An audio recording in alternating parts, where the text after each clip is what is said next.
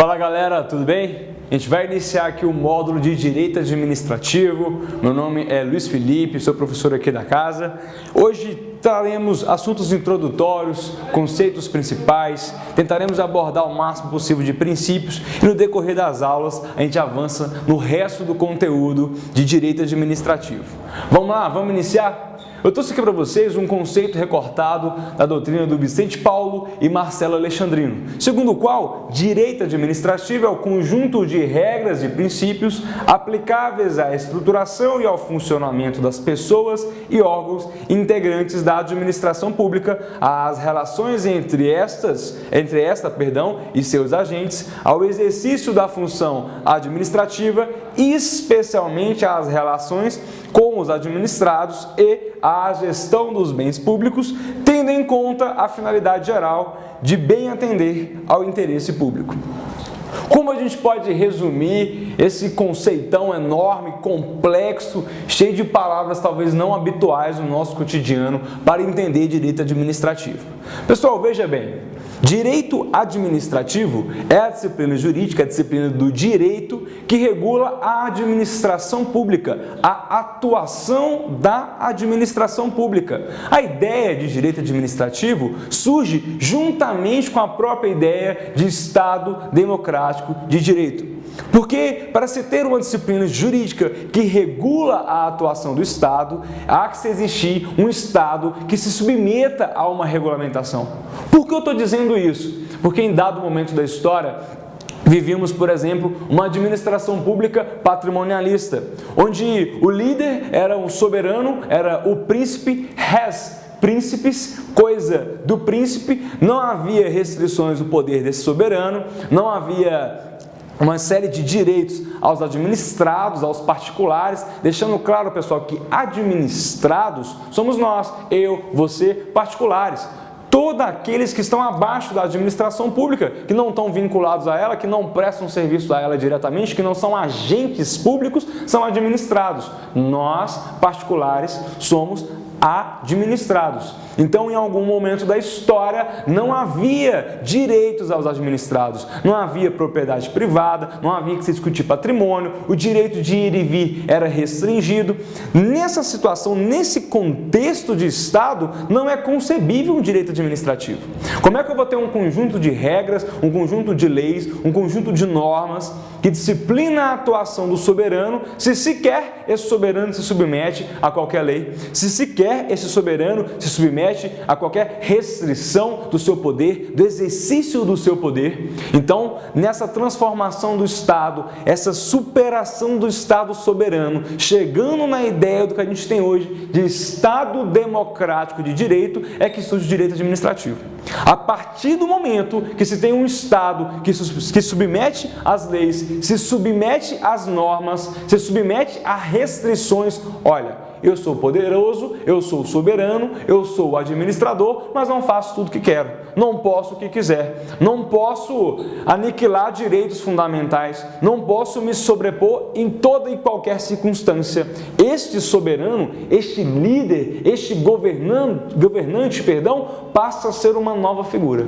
Quando ele passa a ser uma nova figura, uma figura que está sob a égide de um Estado democrático de direito, que é obrigado a obedecer às normas, assim como nós temos que obedecer, que tem normas próprias voltadas para ele, que tem uma série de restrições na sua atuação. Olha, você é soberano, mas a sua soberania encontra limites. Esse é o marco do Estado democrático de direito, a superação de um Estado soberano, a superação de um Estado onde o líder, o governante, não encontrava limites na sua atuação. Limitando a atuação do governante, a gente tem tanto o direito constitucional quanto o direito administrativo.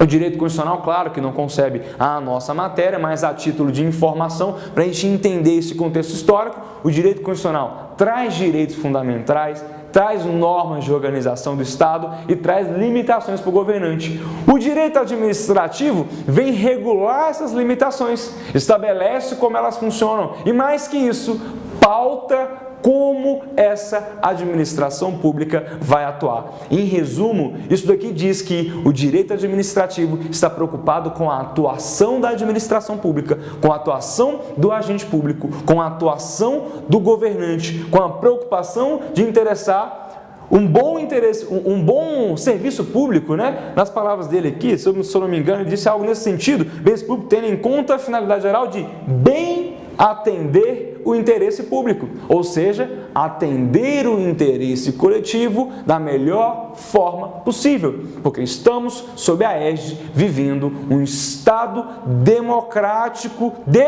direito.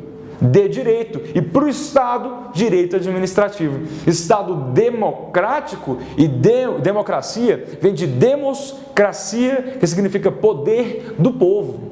Poder do povo. Esse Estado democrático de direito tem um Estado, poder público, o governante, como seu servo, entre aspas enormes, né? A gente sabe que na prática, a gente que é muito servo deles, né? Nós que somos muito súditos deles. Mas não é por aí. A ideia é de que o Estado nos serve e não o contrário. O Estado está ali para me servir e tem que me servir da melhor forma possível. O direito administrativo tem essa preocupação de que a finalidade pública seja alcançada da melhor forma possível. Vamos avançar? Características do direito administrativo. Ramo do direito público. Aqui, pessoal, sugerindo uma dicotomia entre direito público e direito privado. As disciplinas de direito privado são regidas pelas normas de direito privado, as normas que regem a relação entre os particulares. Já as disciplinas de direito público são regidas por um regime jurídico de direito público. Esse tal regime jurídico de direito público estabelece uma série de, entre aspas, privilégios para a administração pública, mas não é para voltar a ser príncipe como era o soberano, não. Não é para voltar a ser dona de tudo e eu dono de nada, não. Esses privilégios são privilégios para que o serviço público seja prestado da melhor forma possível, para que a finalidade do serviço público seja alcançada. Há uma série de prerrogativas que a administração pública tem e eu, particular, no meu dia a dia, não tenho. Mas porque a preocupação da administração pública é o bem de todos e a minha preocupação é o meu próprio bem. Uma lógica jurídica das coisas, certo? Por isso é um ramo do direito público, é uma disciplina de direito público, tem uma série de regras próprias para direito público, regime jurídico de direito público. Essa ideia, regime jurídico de direito público, eu vou até estender mais adiante, regime jurídico de direito público. A gente pode extrair dessa lógica de ramo do direito público. Esse conceito aqui, regime jurídico, JD jurídico, o D, era melhor nem ter colocado o D, né? D, direito público, é o que sustenta essa ideia de ramo de direito público, é o que justifica por que é ramo do direito público. Guarde essa expressão, nós vamos trabalhá-la ao longo desse curso, voltarei a abordá-la quando falar de princípios, quando falar de atributos, quando falar do ato administrativo, certo? Outra característica do direito administrativo, ramo não codificado. O que significa dizer que é um ramo não codificado do direito? O direito civil, a disciplina de direito civil, tem um código, Código Civil. O direito penal, a disciplina de direito penal, tem um código, o Código Penal. O processo penal tem um código, Código de Processo Penal. Todas essas três disciplinas por mim citadas são disciplinas codificadas. Eu quero saber algo sobre aquele assunto, eu vou no código específico dela. É uma disciplina que foi codificada. Todas as normas, claro que não todas, mas as principais, as normas gerais sobre aquela disciplina, foram todas colocadas em um código específico, Código Civil, Código Penal, Código de Processo Penal. O direito administrativo não é codificado, ou seja, vocês devem ter entendido, não tem um código para ele. Não há código do direito administrativo, não há código administrativo. Pelo contrário, são diversas leis que trazem uma série de conceitos e que regulam uma série de situações. Nós até citamos algumas. A 8666 de 93, 9784, a própria 89, 87, 95, são importantes leis, essa primeira de licitação e contratos públicos, essa segunda, processo administrativo em âmbito federal, essa terceira, concessões de serviço público, são leis importantíssimas que ajudam a regular esse direito administrativo, porque ele não possui código, possui uma série de leis, e a legislação administrativa é absolutamente extensa, muito ampla. Não por acaso, sobretudo por não existir um código específico, toda a disciplina do direito administrativo pega emprestado vários conceitos dessas leis. O que eu quero dizer com isso? Veja bem, a 9784 de 1999 é a Lei do Processo Administrativo em âmbito federal, mas ela traz uma série de conceitos que ajudam a definir a disciplina, que ajudam a conceituar a disciplina não codificada do direito administrativo. Por exemplo, quando a gente vai ver atos, não é matéria da aula de hoje, mas já adiantando um pouco, quando a gente vai ver elementos do ato administrativo, competência, forma, finalidade, motivo e objeto. Não se preocupe com isso agora não, vou repetir tudo isso na aula de atos, você vai aprender na aula de atos. Mas esses 5 elementos do ato administrativo, que são hoje tratados em todas as doutrinas de direito administrativo, são elementos extraídos dessa lei. Por mais que seja a lei do processo administrativo em âmbito federal, ela traz conceitos que são emprestados para todo o direito administrativo, inclusive em âmbito estadual e municipal, que não é o âmbito de aplicação dessa lei. Perfeito? Mesma forma da 8987. Por fim, a terceira característica que eu destaquei aqui como característica importante, não são as únicas, claro, a gente não está definindo todo o direito administrativo aqui, apenas trazendo algumas características introdutórias que são importantes. Por último, regula a função administrativa. Isso eu já te adiantei. A atuação da administração pública é regulada pelo direito administrativo. Mas aqui eu fiz de propósito em reforçar essa característica e colocar entre parênteses que ela é exercida por todos os poderes. Esses poderes aqui, pessoal, são os poderes políticos. Poderes políticos. Legislativo,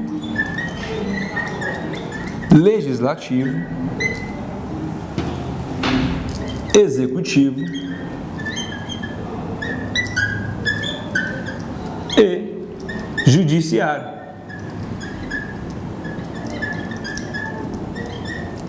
Primeira coisa que nós precisamos entender.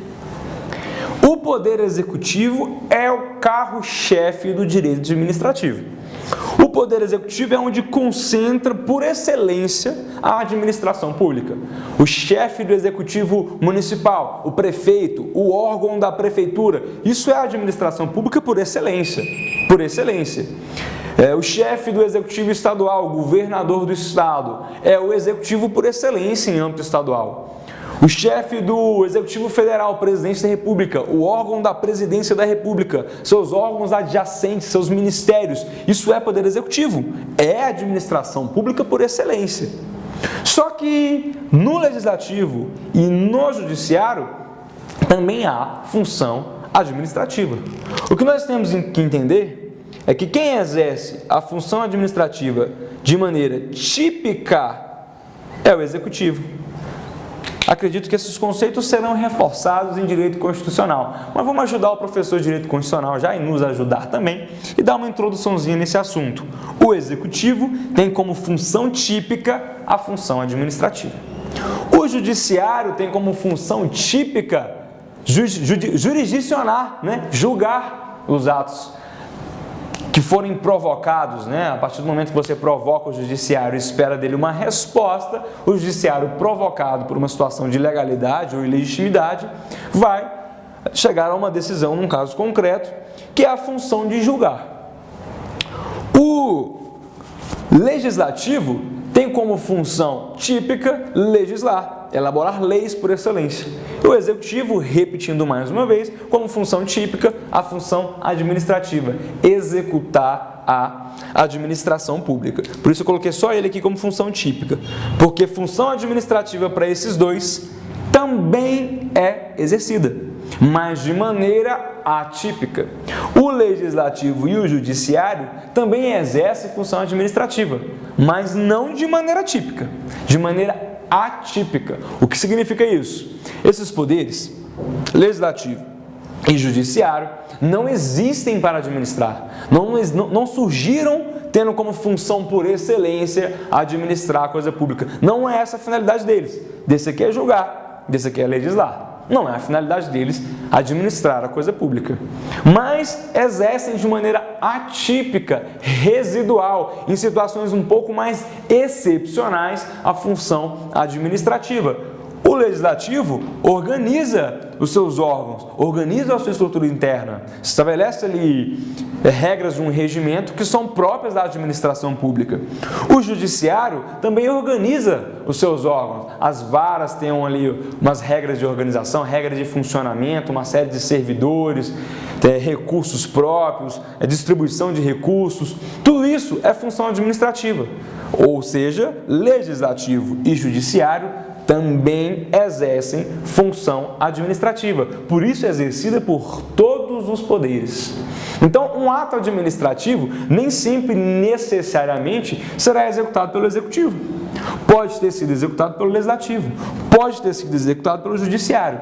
Julgando? Não. Legislando? Não, porque aí é ato legislativo e aí é ato jurisdicional. Mas quando este ou este estiverem administrando.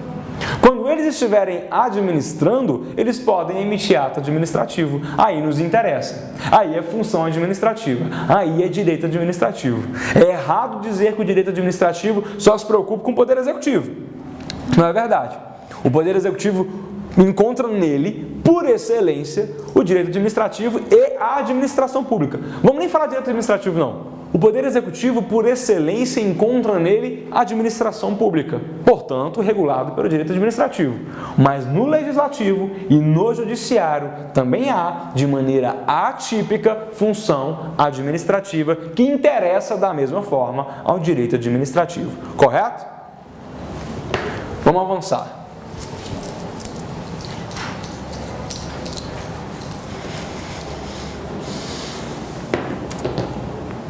Pessoal, lembrando que não deixe de aproveitar a vantagem da videoaula, que é você poder manuseá-la. Não entendeu? Pausa, volta a aula um pouquinho, assiste de novo, desconcentrou? Pausa, retoma a concentração, continua assistindo. Não deixa de aproveitar essas vantagens que a videoaula nos dá, tá? Repete a aula, volta um trecho, pausa, respira. E da mesma forma, não cometa o erro de deixar a aula rolando e ficar no celular, deixar a aula rolando e ficar na TV. A aula é aula, se concentre na aula.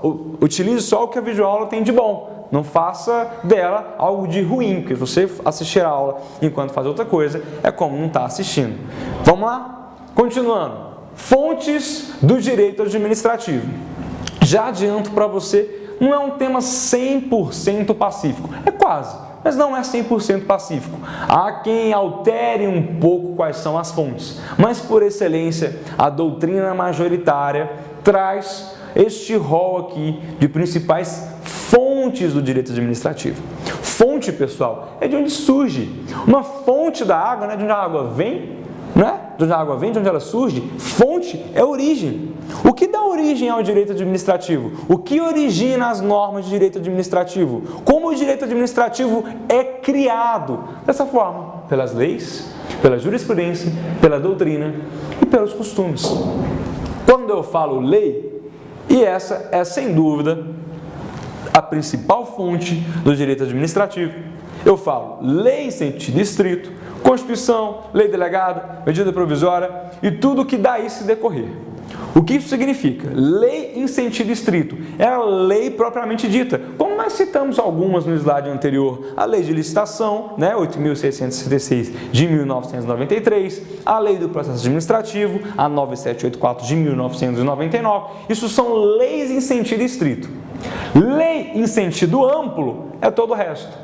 Lei em sentido amplo é todo o conjunto normativo, elaborado para a finalidade de regular de maneira abstrata, genérica, uma situação específica, um assunto específico, uma matéria específica. Então, tendo generalidade, abstração, para alcançar todos os administrados indistintamente. Não é um ato concreto, mas um ato abstrato, regular um assunto em si. Isso é lei em sentido amplo. A Constituição assim o faz, a lei delegada assim o faz, a medida provisória assim o faz. São todas fontes do direito administrativo.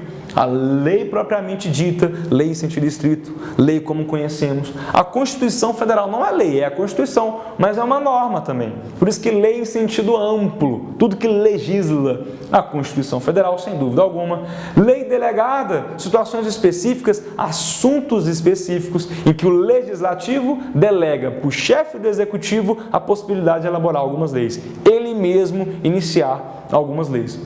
Medida provisória, também é o chefe do Executivo, o presidente da República, por exemplo, na Constituição Federal, tendo a prerrogativa, numa situação de relevância e urgência, ele mesmo criar uma lei sem passar pelo Congresso a princípio, depois é remetida para o Congresso vai votar, vai apreciar se converte essa medida provisória em lei ou se extingue ela. Matéria de direito constitucional, o que é medida provisória, o que é lei delegada, não é matéria nossa. Não é matéria nossa. Só para não passar sem você entender o que você está lendo. Só pincelando o assunto. Em direito constitucional, lá em processo legislativo, você aprende perfeitamente o que é lei delegada e o que é medida provisória. A ideia aqui é que você entenda que normas em sentido amplo servem de fonte para o direito administrativo. A lei, pessoal, reforço, sobretudo essa lei em sentido estrito e a Constituição. Esses daqui, pessoal, são as fontes primárias do direito administrativo. As principais fontes, não há o que discutir. Quer ver uma coisa? Lembra que eu te disse que o direito administrativo tem como um dos marcos temporais o surgimento do Estado Democrático de Direito? Explico mais uma vez o que é essa lógica. Para falar de lei, explico mais uma vez o que é essa lógica de Estado Democrático de Direito. Democrático de democracia, governo do povo, governo do povo. Demos, povo, cracia e governo. A expressão latina se inverte. Governo do povo, Estado Democrático de Direito, governo do povo regulado pelo direito. De que forma que esse governo, que é de titularidade do povo, é exercido? No nosso Estado, é exercido de maneira representativa, no Estado federado, República Federativa do Brasil, não Estado membro, Goiás, Mato Grosso. O nosso Estado Federação, se chama Brasil, República Federativa do Brasil. De que forma que aqui no Brasil, o poder do povo é exercido? É exercido por meio dos nossos representantes eleitos. Dessa forma, democracia é o governo do povo por meio dos seus representantes. Os representantes é que elaboram as leis. Logo, é como se a intenção deles fosse a nossa intenção. O que nós queremos está na boca deles. Por isso que o Estado Democrático de Direito, regulado pela lei, tem a lei como a vontade do povo. É como se a lei fosse o povo governando a administração pública. Reforçando a ideia mais uma vez, o Estado Democrático de Direito em que vivemos é um Estado em que a democracia impera. A democracia impera, a nossa escolha ideológica política é a democracia. A democracia é governo do povo. Só que no nosso Estado-federação, no Brasil, esse governo, esse poder do povo é exercido por representação. Eu elejo os meus representantes e eles exercem a minha vontade povo. Claro que há algumas hipóteses, 3 na verdade, de manifestação direta, Plebiscito, referendo e iniciativa popular. Também é matéria do direito constitucional. A gente volta e meia e pega um conceito emprestado, Plebiscito, referendo e iniciativa popular são formas de participação direta. Mas tirando essas 3, que são exceção, a regra é que a nossa atuação como titular do poder se faça por meio dos nossos representantes. Nós elegemos os representantes e eles manifestam a nossa vontade. Te pergunto, de que jeito eles manifestam a nossa vontade? Por meio das leis. É elaborando leis sobre assuntos específicos, regulando a nossa vida, regulando a sociedade por meio de leis, que os nossos representantes estão expressando os nossos interesses, por meio das leis. É por isso que a lei tem essa importância toda. É por isso que um Estado democrático de direito deve obediência à lei. É por isso, porque a lei é entendida como vontade do povo. Se a lei é reflexo da atuação, apaguei, do legislativo, se a lei é reflexo da atuação do poder legislativo e o poder legislativo é a nossa representação, é como se a lei fosse a nossa vontade. Então, dizer que o Estado deve obediência à lei era para ser, pelo menos teoricamente, a ideia de que o Estado deve obediência ao povo que é titular do poder.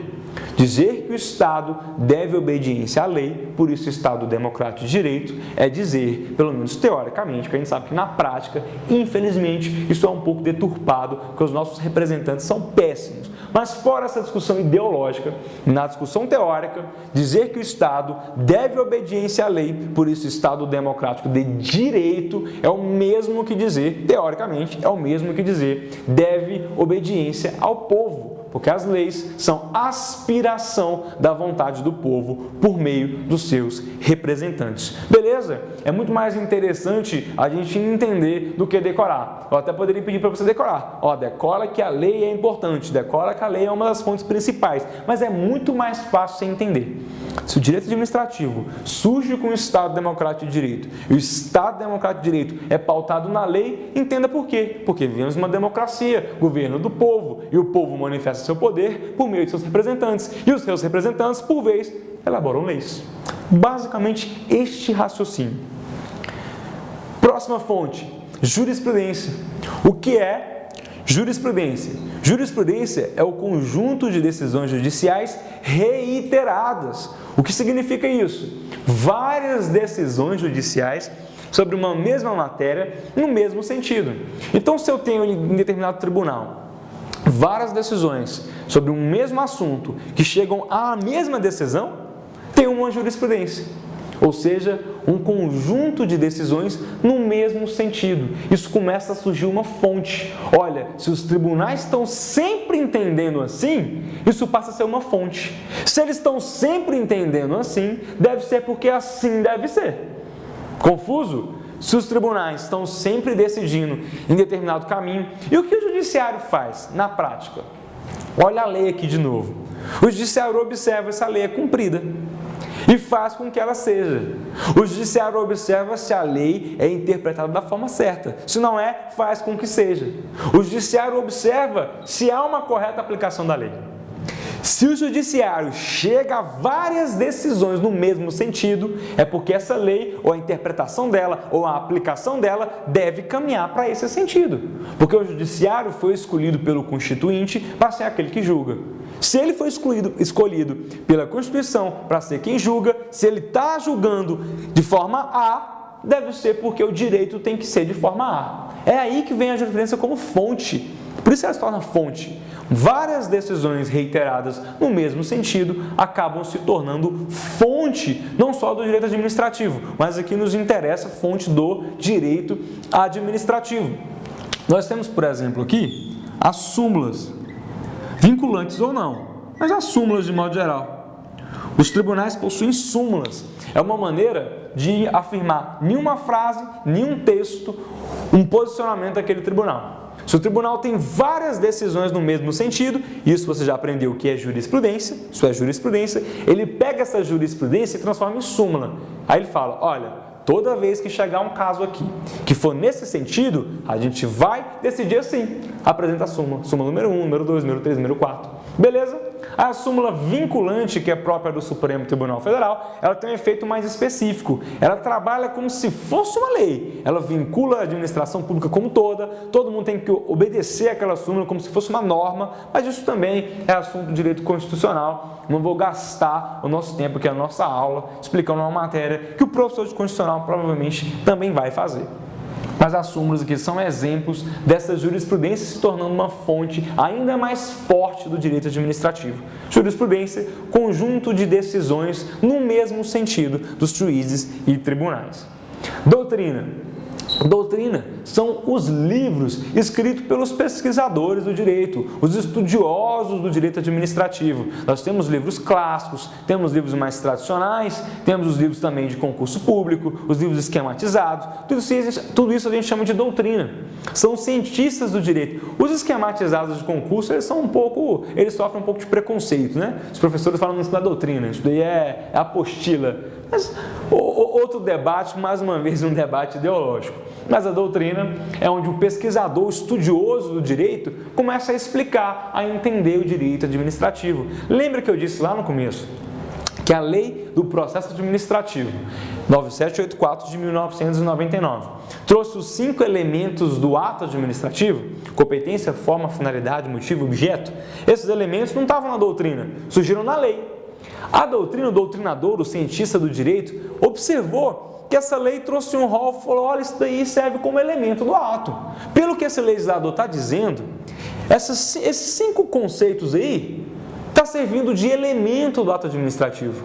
A doutrina começou a escrever que competência, forma, finalidade, motivo, objeto, conceitos que estavam lá na lei do processo administrativo federal. A doutrina começou a dizer que aquilo lá eram os elementos do ato administrativo. Isso se consagrou. Hoje não há debate. Competência, forma, finalidade, motivo e objeto são, indiscutivelmente, os elementos do ato administrativo. A doutrina e a lei trabalhando juntos para construir as teorias do direito administrativo. Desde Celso Antônio Bandeira de Mello, talvez um dos mais respeitáveis e notáveis administrativistas vivos no Brasil hoje, até o Vicente Paulo e Marcelo Alexandrino, uma dupla de caras novos, que é uma mentalidade mais voltada para concurso, faz uma compilação ali de vários conceitos, todos esses entram aí nos conceitos de doutrina, por mais que os professores acadêmicos não gostem muito das doutrinas de concurso, mas também são doutrinas. Costumes. Costumes, pessoal, são práticas reiteradas. Práticas reiteradas, entendidas como corretas e absorvidas por aquela cultura, por aquela sociedade. Se a própria administração pública começa a agir de determinada forma, sempre daquela mesma forma, aquilo se torna um costume. Olha, o fiscal sempre age assim, aquele órgão sempre age assim. Não estamos falando de costume de corrupção, costume antiético, costume de concussão, crimes da administração pública, não. Estamos falando de costumes que não violam a lei, tá? Há essa definição clara. Não existe ou não pode existir, enquanto fonte do direito, costume contrário à lei. Não pode, não pode. Ou o costume está dizendo o que já está na lei, ou o costume está dizendo algo que não viola, não confronta a lei. Esse costume, que traz uma prática reiterada, recorrente, do dia a dia da administração pública, decisões recorrentes, jurisprudência, decisões judiciais, prática do dia a dia administrativo, dos órgãos públicos, dos agentes públicos, etc. Essas práticas se tornam costumes, é aceito por todo mundo, é entendido como regra, é entendido como correto, se torna uma fonte. Só que aqui, cuidado, se viola a lei, esse costume não serve de fonte, não pode, é ilegal, certo? Se viola a lei, não pode. Ou ele está de acordo com a lei, ou pelo menos não viola ela. Não viola ela. Aliás, nos dois casos está de acordo com a lei, né? Mas ou ele está escrito na lei, é um costume de algo que praticamente já está na lei, ou não confronta, não contraria a lei. Nesse caso, esse costume da administração pública, do agente, pode sim se tornar uma fonte do direito administrativo.